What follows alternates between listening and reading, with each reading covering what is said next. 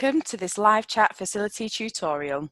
We have had a lot of questions recently about the chat facility and how to use it, so let's get into the video. The chat facility is built with students in mind, with a tool that doesn't need to be parent or teacher led. Each of our pages are linked to the person behind the broadcast, even after it's finished, so you can always ask your questions and get a response about the broadcast. So, let's have a look at how to use the chat facility. To use the chat facility, the first thing to do is to type your comment or question into the chat box.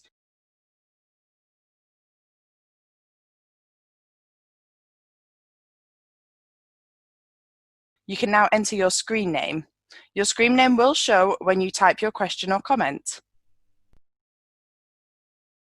Now you will see the chat facility ask for your email address. As I mentioned before, each of our pages are linked to people from the organisation who can reply to your questions. You can enter your email address, which will not be shared with anyone, to get a direct response from the people behind the broadcast. If you do not want a direct response, then click the button at the bottom. People behind the broadcast can still respond to you if you don't provide your email address. This just means you may have to come back to the page to check the response. To type your question, simply click on the chat box. You will then see two symbols appear. The @ symbol will mean your comment or question will be posted publicly for others to see. The email symbol means your comment or question can be sent directly to the person of your choice from the list that will appear.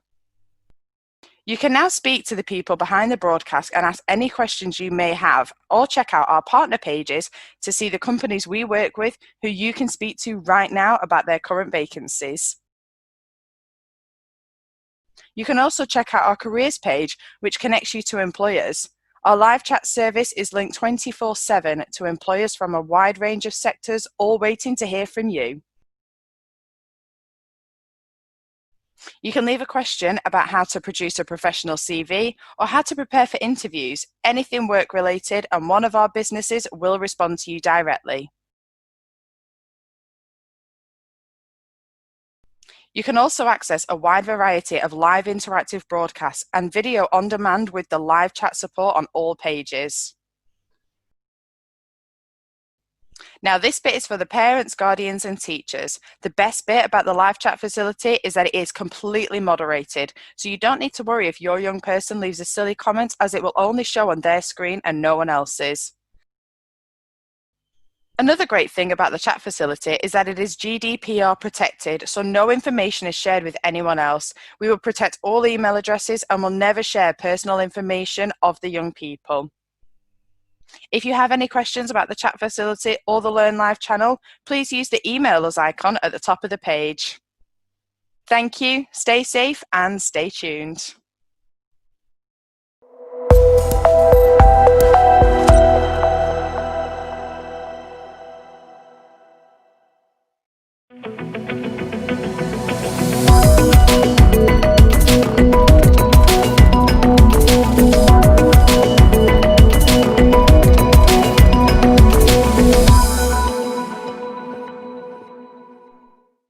Welcome to this live chat facility tutorial. We have had a lot of questions recently about the chat facility and how to use it, so let's get into the video. The chat facility is built with students in mind, with a tool that doesn't need to be parent or teacher led. Each of our pages are linked to the person behind the broadcast, even after it's finished, so you can always ask your questions and get a response about the broadcast. So, let's have a look at how to use the chat facility. To use the chat facility, the first thing to do is to type your comment or question into the chat box.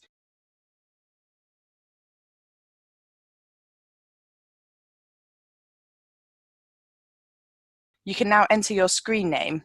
Your screen name will show when you type your question or comment. Now you will see the chat facility ask for your email address. As I mentioned before, each of our pages are linked to people from the organisation who can reply to your questions. You can enter your email address, which will not be shared with anyone, to get a direct response from the people behind the broadcast. If you do not want a direct response, then click the button at the bottom. People behind the broadcast can still respond to you if you don't provide your email address. This just means you may have to come back to the page to check the response. To type your question, simply click on the chat box. You will then see two symbols appear. The @ symbol will mean your comment or question will be posted publicly for others to see. The email symbol means your comment or question can be sent directly to the person of your choice from the list that will appear. You can now speak to the people behind the broadcast and ask any questions you may have, or check out our partner pages to see the companies we work with who you can speak to right now about their current vacancies. You can also check out our careers page, which connects you to employers. Our live chat service is linked 24/7 to employers from a wide range of sectors, all waiting to hear from you. You can leave a question about how to produce a professional CV or how to prepare for interviews, anything work related, and one of our businesses will respond to you directly. You can also access a wide variety of live interactive broadcasts and video on demand with the live chat support on all pages. Now, this bit is for the parents, guardians, and teachers. The best bit about the live chat facility is that it is completely moderated, so you don't need to worry if your young person leaves a silly comment, as it will only show on their screen and no one else's. Another great thing about the chat facility is that it is GDPR protected, so no information is shared with anyone else. We will protect all email addresses and will never share personal information of the young people. If you have any questions about the chat facility or the Learn Live channel, please use the email us icon at the top of the page. Thank you, stay safe and stay tuned.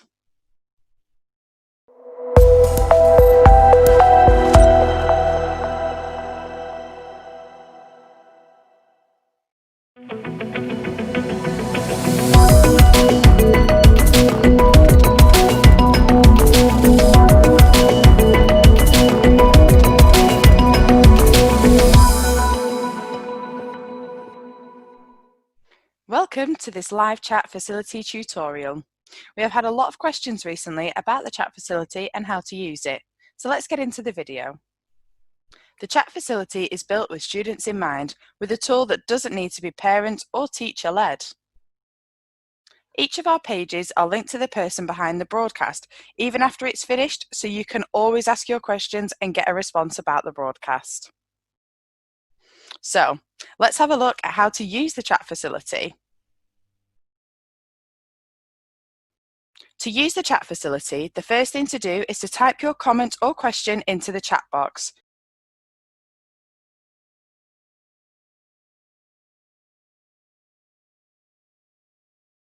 You can now enter your screen name. Your screen name will show when you type your question or comment. Now you will see the chat facility ask for your email address. As I mentioned before, each of our pages are linked to people from the organisation who can reply to your questions. You can enter your email address, which will not be shared with anyone, to get a direct response from the people behind the broadcast.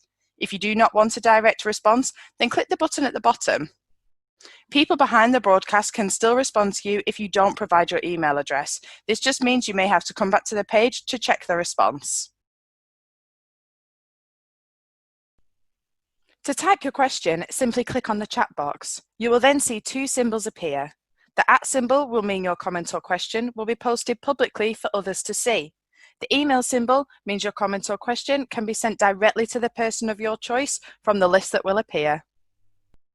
You can now speak to the people behind the broadcast and ask any questions you may have, or check out our partner pages to see the companies we work with who you can speak to right now about their current vacancies. You can also check out our careers page, which connects you to employers. Our live chat service is linked 24/7 to employers from a wide range of sectors, all waiting to hear from you. You can leave a question about how to produce a professional CV or how to prepare for interviews, anything work related, and one of our businesses will respond to you directly. You can also access a wide variety of live interactive broadcasts and video on demand with the live chat support on all pages. Now, this bit is for the parents, guardians and teachers. The best bit about the live chat facility is that it is completely moderated, so you don't need to worry if your young person leaves a silly comment, as it will only show on their screen and no one else's. Another great thing about the chat facility is that it is GDPR protected, so no information is shared with anyone else. We will protect all email addresses and will never share personal information of the young people. If you have any questions about the chat facility or the Learn Live channel, please use the email us icon at the top of the page. Thank you, stay safe and stay tuned.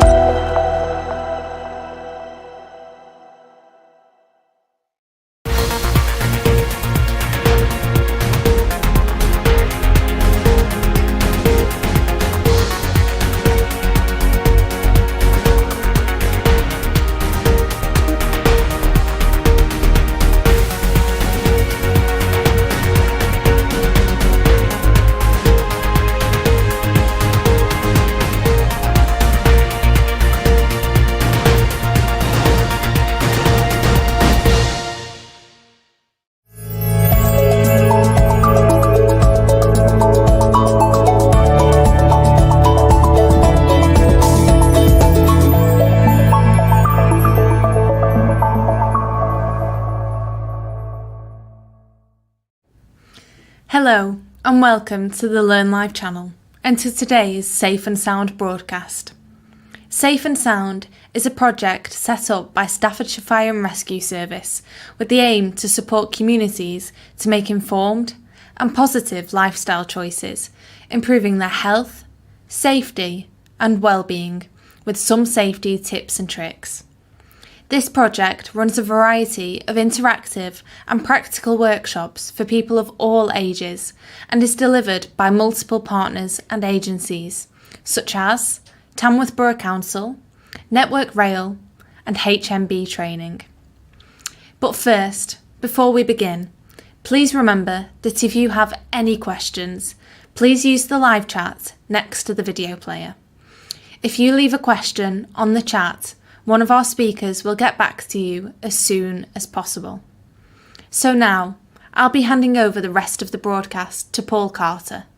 Paul works for Staffordshire Fire and Rescue Service within the Safe and Sound project, and he will be hosting the rest of today's Safe and Sound broadcast. Over to you, Paul.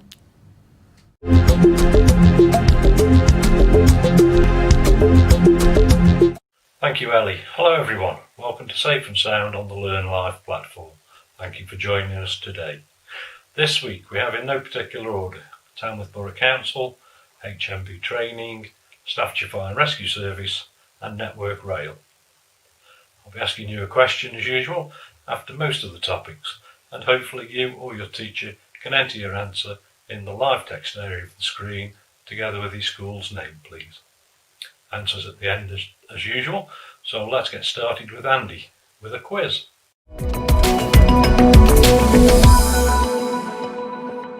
Hello everybody, it's Andrew Smith, Tamworth Borough Council.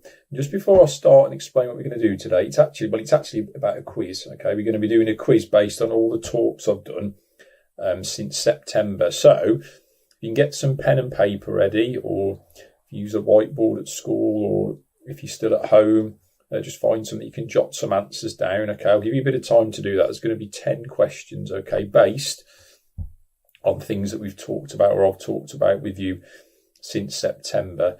Because I am sad about this, or excited as well. I'll be starting a new role for at least the next 4 months shortly. And so I won't be doing Safe and Sound for a while, but hopefully be back in April again. So I just wanted to wish everyone the best, and I've really enjoyed doing this.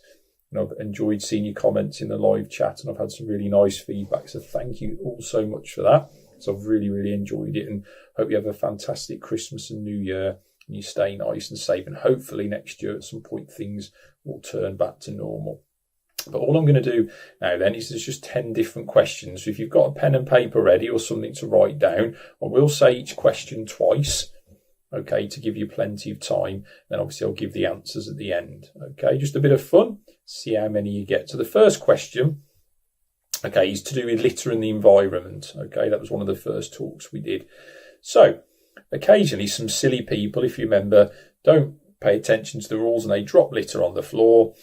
But some people throw big pieces of litter away, or not away where they should do, and they dump it. Often in country lanes, in fields, or even at the end of streets, sometimes things like mattresses, fridges and freezers. So the first question basically is, where should you normally take those big items, those big items of rubbish? You might have done this with mum or dad perhaps. So again, to repeat the question, where should you take, question number one, where should you take the big items of rubbish? Like fridges, freezers, mattresses, things like that. Question two is about animals and litter. If any of you remember that, we did a talk about how litter can be dangerous to animals. For example, if you drop something as simple as just a cup, or a crisp packet, sometimes animals can explore those and can get stuck. And if you remember, there was some pictures of that. So supposing an animal did get a cup stuck over its head, or its crisp packet stuck over its head, what three things will that animal then not be able to do? So what three things, question two, what three things will an animal not be able to do if it's got a cup stuck over its head or a crisp packet? So that's question two to have a think about. Question three, we did a talk about something called ASB. And I don't know if you can remember what that stands for, but basically that's what the question is. Question three, what does ASB stand for? So what does ASB stand for? To give you a clue, it's when people break the rules, when people outside break the rules and do nasty things like setting fires, vandalism, playing ball games where they shouldn't be, all those different things, graffiti. So what does it mean? What does ASB stand for? That's question three. And question four is all about strangers. Quite simple. The question about that is, what is a stranger? That's question four. What is a stranger? So have a think about that. Put that down. Question five is an extension to that. It's all about safer strangers. So all I'm going to ask you for this is, can you give me a type of a safer stranger? What sort of person might be a safer stranger if you think back to this talk? So question five, what type of person is a safer stranger? Now question six is about road safety. And obviously we're heading into winter now and it has started to turn colder, isn't it? So not including sun or rain, that type of weather, or even wind, What was the three types of weather I talked about in that talk that can be dangerous, when crossing roads or driving cars in the winter? Three types of weather. So you can think of three types of weather, not rain or sun or wind, three types of weather that might be dangerous, in the winter time for road users and pedestrians. That's question six. Question seven is about firework night, and we did a little talk on this to do with pets and firework night, and quite simple. Hopefully you'll get this one. Question seven is, where's the safest place to keep pets when it's bonfire night? Question seven, where is the safest place to keep pets when it's bonfire night? Question eight is about bullying. And we talked about four types of bullying. I'm going to mention three of them. Can any of you remember what the other type of bullying is? So there was physical bullying, where you punch or hit somebody. Verbal bullying, where you call them names, say nasty things. There was emotional bullying, where you can leave people out, hide their things, nasty things like that. And there was a fourth type of bullying. Can you remember what the fourth type of bullying was? So we got physical bullying, verbal bullying, emotional bullying, and there was another type of bullying that is probably the most common type of bullying at the moment. Can you name that for question 8? Question 9 is all to do with staying safe on the streets. So hopefully you can remember this. Where shouldn't you keep a phone or a purse or a wallet? In what pocket should you not keep, I should say? In what pocket should you not keep a phone, purse or wallet? Think carefully about that. I did show you some pictures. The next question is all about play areas, the final question. So can you remember, because this was a talk last week, how much us at Tamworth Borough Council spent on play area repairs, on vandalism? So how much money did we at Tamworth Borough Council spend on play areas and vandalism? Because that's really, really important. So those are the questions. I'll be giving the answers shortly. So let's see how you all did. So good luck. Right then, let's see how we go then with the answers. So I'm going to give you the answers now, okay, from the questions I've just asked. So good luck with this. Obviously a point for each correct answer. Okay, so first of all, litter in the environment. Where should you take big items to, like mattresses, fridge and freezers? Well, the answer, if you put the tip or the recycling centre, you get 1 point. So well done for that. That's where you should take them. Question 2, name 3 things that an animal wouldn't be able to do if it had like a crisp packet or a cup stuck over its head. And you could either have eat, drink, breathe, or see. You wouldn't be able to do any of those things. Very dangerous. If you've got 3 of those 4 things, you might have even put all 4 of them. Fantastic, but you do get a point. Okay, so well done.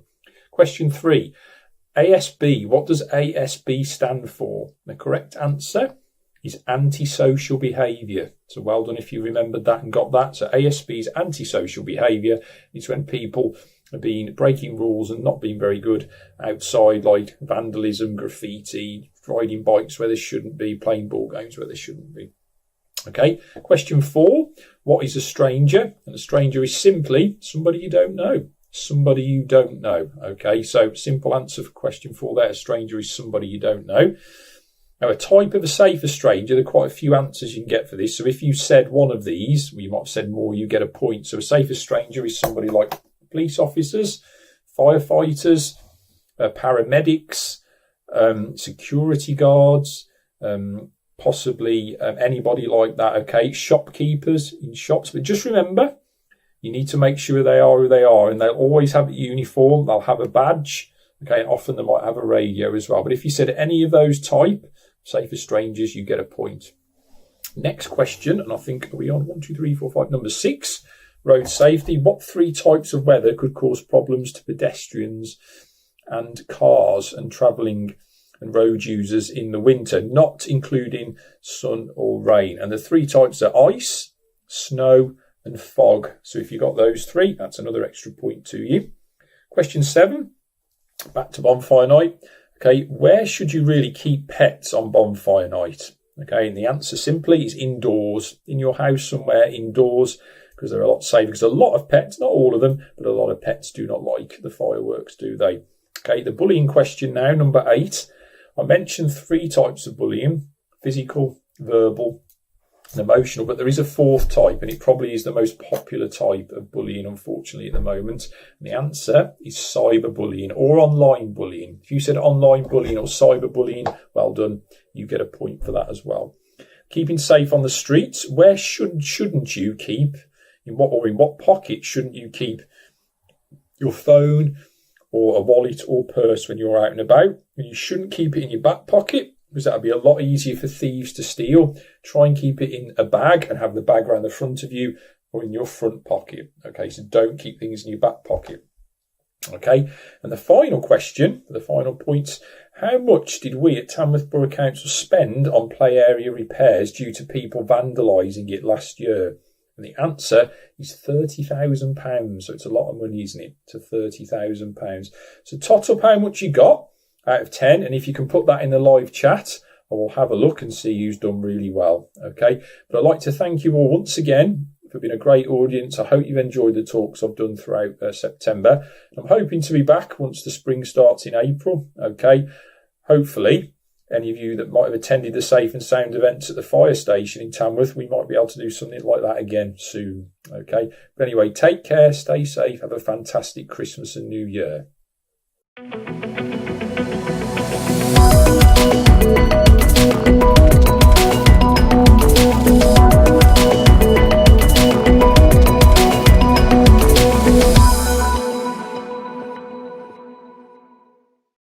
Thank you, Andy.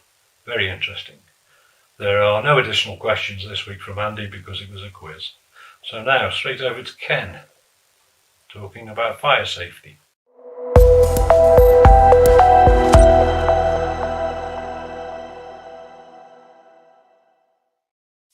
Good morning, ladies and gentlemen and children. I just want to talk to you this morning, reference about spray cans. Now, you might be making some of your own decorations for Christmas, and you're going to put glitter on them or whatever, but please be very careful when you use these, because do not spray them anywhere near a candle, a lit candle, or a fire where the gases from the can, they may be inflammable and usually are. So just be very careful of how you use them. Don't spray them in anybody's faces, even accidentally. Be aware of what you're doing. Most importantly, the gas in here could be inflammable when it comes out. If you spray it in somebody's face, it could blind them if it goes in their eyes. So be very careful. Do not store these or put these anywhere near any naked flames or heat. Make sure you're in a very cold place out of the way. Very young children, please keep it out of their distance, because it's very easy for them to think this is a very good plaything. Okay? So please be careful with that and make sure when you put them away, you put the cap on the top properly. Right, okay. The stuff you get is like silly string that comes out of it and goes over everybody. Make sure you're not right next to the person, because there are gases coming out, as I say, and could go into your eyes. Please be very, very careful over Christmas.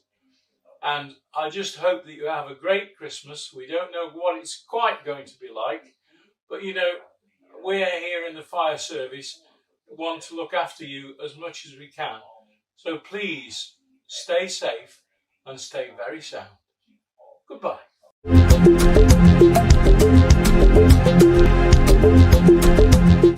Thank you, Ken. The question is, you must never spray aerosols near a candle because the spray may be highly what? Now it's over to Lisa talking about railway safety.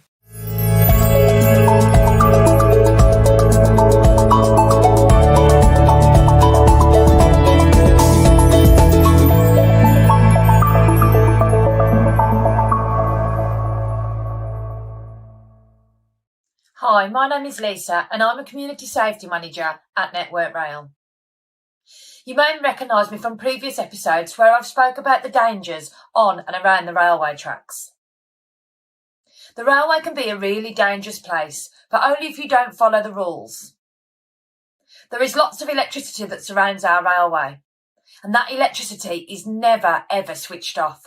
So it's really important that people stay in the places where they're supposed to be at a train station or anywhere nearby. Today I'd like to speak to you about keeping yourself safe when travelling on a train or at a station, but also what you can be looking out for and who to report these things to make sure that both yourself and the people that are with you are safe at all times. If you see somebody behaving strangely or doing something that they shouldn't, you must always report it. Report it to a member of staff at the station, or use the British Transport Police text number 61016. I'm going to talk to you a bit more about that in a moment, and then we're going to hear from Jack and Ella to hear about the importance of not trespassing when we're at a train station and making sure we use the bridge provided or the correct way round to get to the other side. It's never okay to go onto the train tracks. The train tracks are for trains and not for people. So let's talk a bit more about what we should be looking out for when we're at train stations to recognise if something isn't quite right. Network Rail works closely with the British Transport Police to make sure trains and stations have high levels of security. You can help by reporting any unusual items or activity on the railway. See it. Report anything that looks out of place or unusual on trains or at train stations. This can include an unattended bag, somebody being somewhere they shouldn't be, for example, trying to get through a door that is marked no entry. Somebody checking security arrangements, for example, filming CCTV cameras in a station. Someone avoiding rail staff and police officers, or someone who could be concealing something under their clothing. Say it. Keep a safe distance away from the activity and tell the nearest railway staff member or a police officer. You can also text the British Transport Police on 61016. In case of an emergency, always call 999. Sorted. You will always be taken seriously and the problem will be investigated by the British Transport Police. You may hear the announcement for the See It Say It Sorted when travelling on board the trains. If you have a mobile phone, please save the text number 61016 so you are able to report if anything isn't quite right when on a train or at a train station. Now we're going to go over to Jack and Ella to hear about the importance of not trespassing on the railway lines. The Track Pack. Staying safe near railways. Hi, I'm Ella and this is my brother Jack. We live near a busy railway line, which is pretty cool. But railways can be dangerous too. We call ourselves the Track Pack because we like helping our friends and family learn how to be safe around railways. How about joining the Track Pack and learning how to stay out of danger? Come on! When you take a trip on a train, you often see lots of signs around stations and alongside tracks to keep you safe. But even where there aren't signs, it's very important not to trespass. Trespassing means going into areas which aren't for passengers, something our cousin Callum seemed determined to do when he caught his train home. We were waiting with him on the platform. So you guys are coming to ours next month? Yeah, gives me a chance to get better at that game. We can have a proper battle. It's so boring waiting for trains. I can't wait till I turn 17 next month. Then I can get driving lessons. You seem to get around okay on your skateboard though. Yeah, check out this kickflip. You shouldn't skateboard around the station, Callum. You might hit someone. And look, you're way too close to the yellow line. What if a fast train passes? Its drag could pull you underneath. But there aren't any trains due. Mine is next and it's 30 minutes away, according to the board. Duh. Trains pass through without stopping, you know, and they travel really fast, like 125 miles an hour. It can take the length of 20 football pitches to stop at that speed. Chill out, I'll just go down the end of the platform and back. Come on, I'll be on that train for ages. Callum wouldn't listen to Ella. Not only did he skate to the end of the platform, but he began to go down the slope towards the track. Looks like the station staff have seen him. Come back, Callum. Alright, sheesh, I wasn't anywhere near the track. It's just a load of gravel down there, nothing dangerous. Not just gravel, and yes, it is dangerous. The track here has overhead cables to power the trains. It can jump if you get too close. And whilst the yellow line on the platform keeps you a safe distance away, you weren't even on the platform. You're lucky the station staff haven't come over. It's breaking the law to trespass on the track. Breaking the law? Just for going onto a bit of gravel? Yes! It's a wicked little ramp at the end though. I don't think your mum would be very happy if I had to tell her you got hit by a train because of a wicked ramp. How is she going to trust you with a car when you can't even stick to the rules on a skateboard? Alright, I get it. Come on, I'll treat you guys to a snack before I go. Least I can do for stopping me looking like an idiot. It'll take more than a snack. Only kidding. Hey, cheeky. Luckily, Callum listened to us and so he stayed safe. It can be hard sometimes to stand up to older children or people we like, but rules around the railway are there for a reason. You could risk injury or even death by cycling or skateboarding around stations and platforms and getting too close to the track. And what's more, trespassing is against the law. Look for and obey the signs and stay safely on the platform behind the yellow lines and you'll be safe near railways. The Track Pack. Staying safe near railways. Find out more and join the Track Pack at funkidslive.com/railways.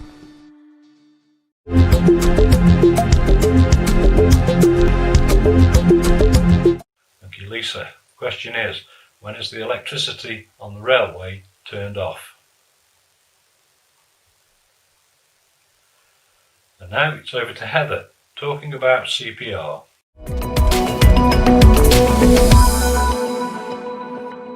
Hi, Heather here from HMB Training, and today I'm going to go through CPR. We have previously gone through my letters of Doctors ABC, which I'm going to go through again now.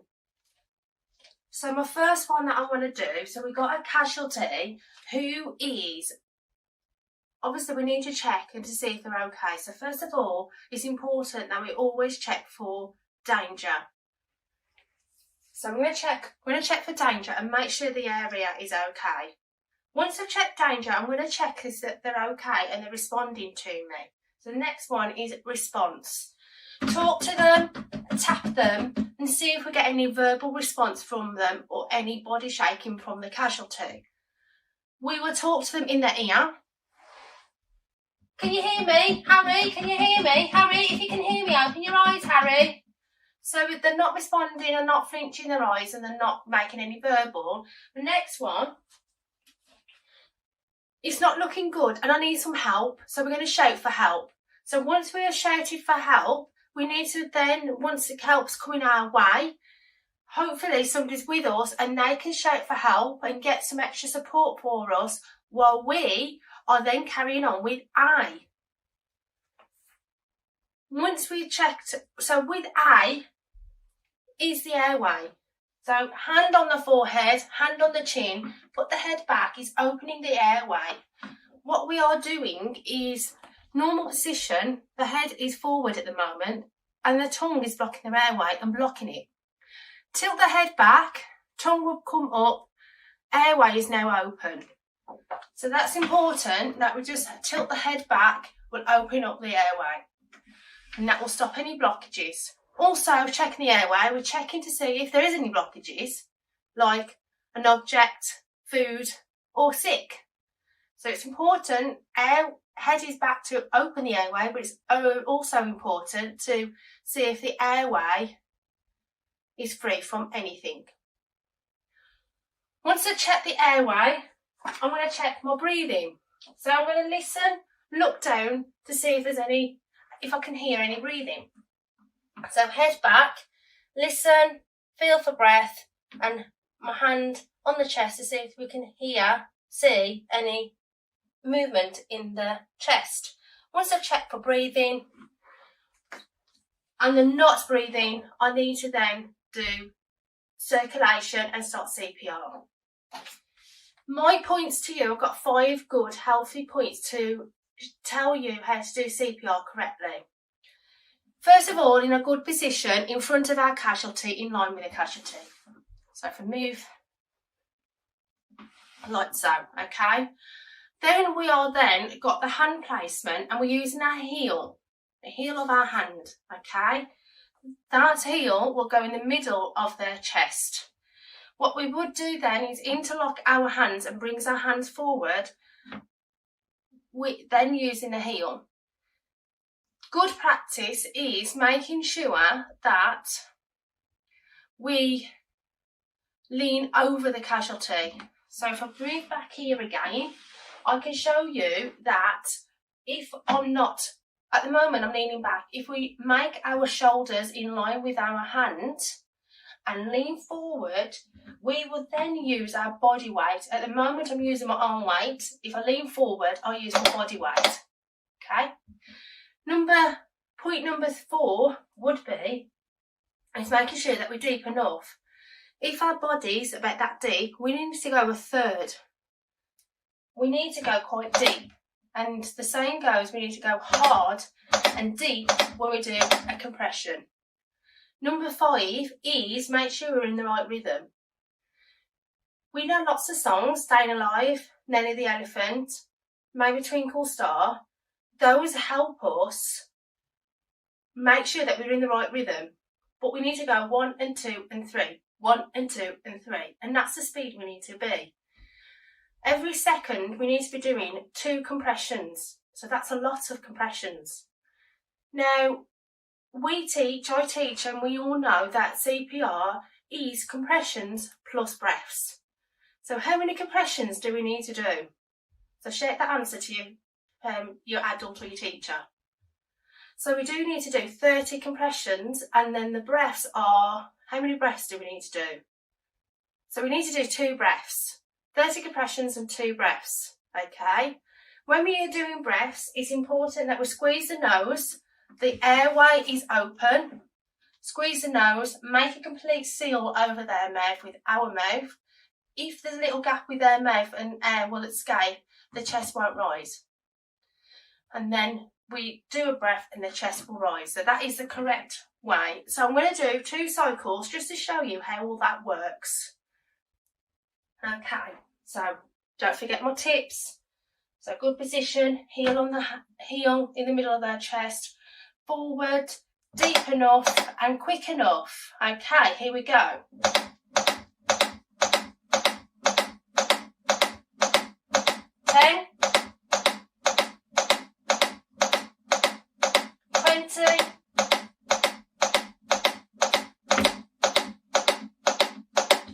30, 2 breaths.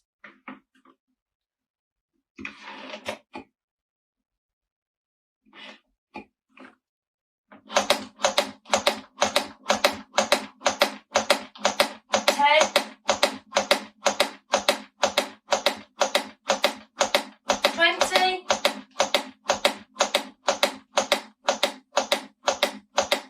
30.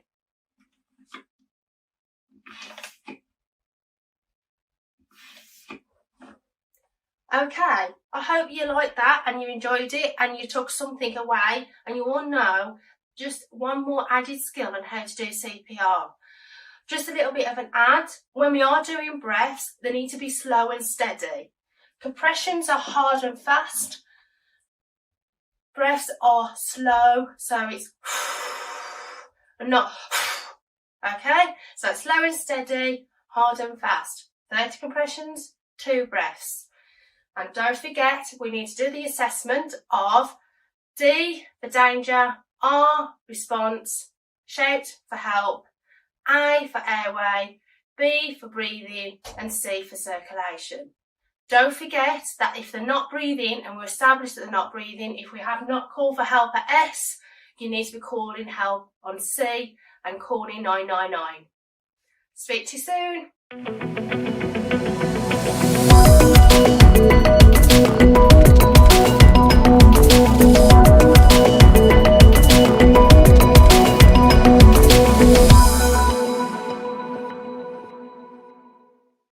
Thank you, Heather. The question is, during CPR, why do you tilt the casualty's head back slightly? So, thank you very much to all our presenters and partners this week. The answers to the questions are: never spray aerosol near to a flame because the spray may be highly inflammable. The electricity on the railway is never turned off. And tilt the casualty's head back slightly to ensure their airway is open. So that's it for this week. More safety messages next week. Thank you to Learn Live for the hard work putting this programme together for us. Remember, it is available on demand on Learn Live for you to view at any time and to share with others, please. So take care and remember, hands, face, space.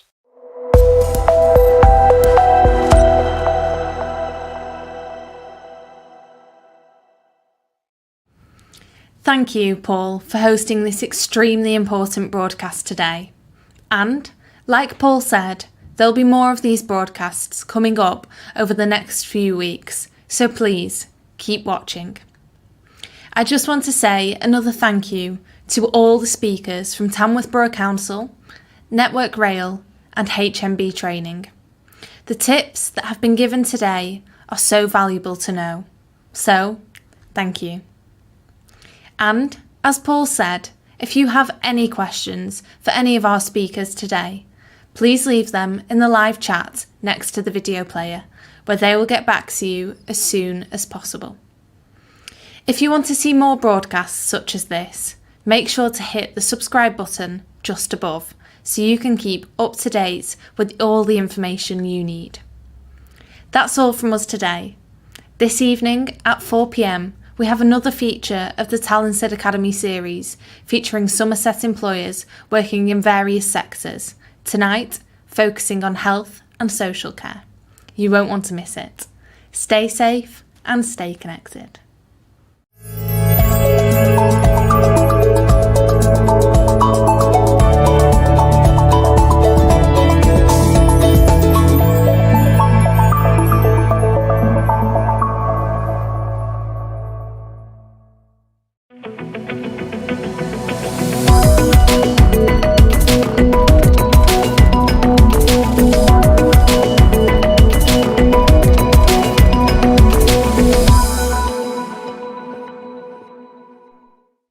Welcome to this live chat facility tutorial.